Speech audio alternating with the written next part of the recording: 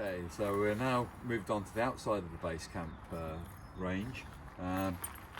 It's quite a large entrance door coming into the back end of the vehicle, so the entrance into Basecamps are always through the rear of the vehicle.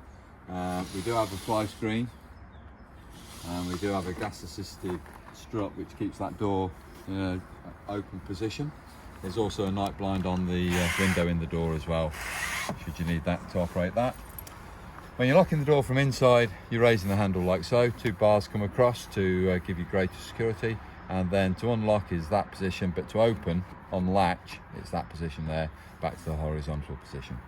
When you come to close the door, I'll just make you aware of, can you see this movement? Are you picking this movement up that you get on the hinges? A lot of people think that the door's broken. So basically, I can't really do it when it's out here. Then if you can see the door moves, okay, it's a double hinge door, hinge point on the door. That's natural, that's meant to happen that way, but some people think that it's broken, and I had them come back for no reason at all really. Right, so to lock the door up when you're on the outside, obviously the key goes in the horizontal position, and I've turned it anti-clockwise back to the horizontal position, that's locked. And now to unlock, turn it clockwise, back to the horizontal position, and that's unlocked. So very simple on that part. Just down here we've got the VIN plate located, which will tell us about the tyre pressure. So on this particular Basecamp it's 49 psi. It also says that if you've got a steel rim it's 88 Newton meters on the torque, or if it's alloys they're 130 Newton meters. It'll also tell us tyre size and weights and measures. Okay, so I'm going to move down the near side of the vehicle first, and then we'll follow on going around the vehicle. So we've done a 360 almost of it. This is an external 230 volt socket that you can use, well, if the awning's attached, then it's very close to the awning, so you can use that inside the awning. This one is the barbecue point.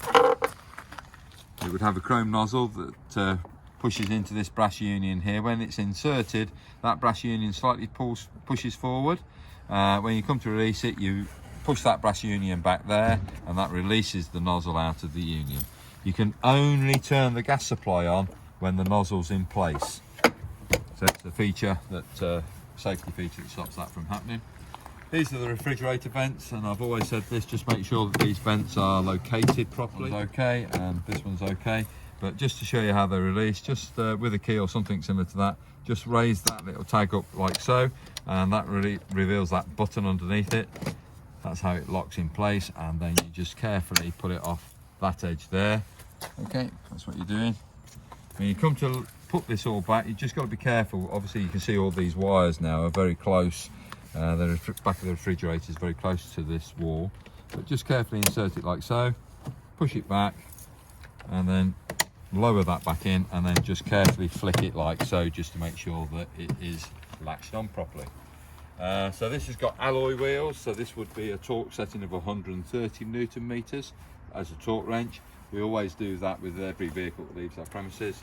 We always make sure they're well torqued up. In the nose of the vehicle, in the front end cupboard locker here, we've got obviously our gas supply. We've also got the spare wheel. So I'm just going to pull that handle forward, rotate it through 90, and then raise the lid up. So you've got a gas cylinder that we're using right now. We've got a spare wheel. It also comes complete with a mains cable. This white pipe that you can probably see here is an outside shower facility, which you'll see when you're on this off side of the vehicle. So that's all there as well. So the gas strut retains this all up in place. On the regulator there is a reset on it, which is just a case of pushing this little black button in here. So it says it on the yellow label just there about if it's sticking out, protruding out, you need to reset it, and you push it in there, and then basically you're using that little button there to go onto that to push it back into place. Okay, so simple operation on that one.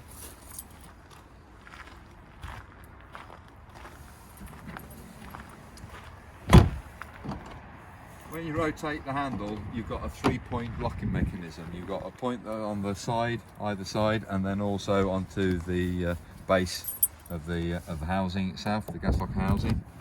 and then just rotate that through 180 degrees, and that's now latched and locked.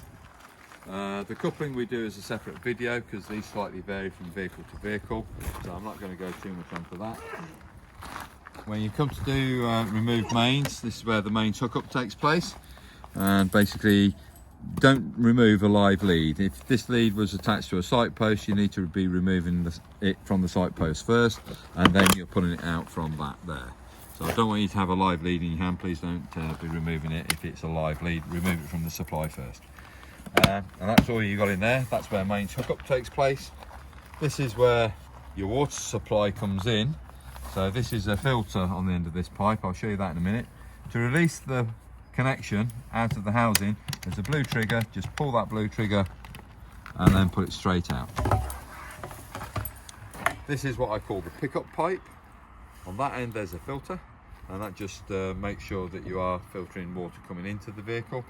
And then when you come to insert it into the barrel, make sure that it's going down to the bottom of the barrel before you do that. If that's curled up inside the barrel like that, you're going to suck air and water in, or you're only going to use half the contents of the barrel because it's sitting halfway up in the barrel. Alright, so just be aware, try and get it right down the bottom, straighten the pipe out a little bit by just moving it into the desired point, and then obviously start off with a full Aperon. That's obviously standard equipment. This one is the outside shower facility, so it's the same connection as what you've got here, and it's a white hose again, but on the end of that, once you've got that inserted into there, you've got a shower head, and that's ideal for washing walking boots, or if you've got a wetsuit that you've been in the sea and you just want to give that a quick swirl down, get the salt off it, something like that, or your dog's a pet, it's got dirty, you want to obviously swirl them. It's ideal for that sort of purpose. Standard features on the Basecamps. Right, coming into the toilet compartment area. This is to gain access to the loo.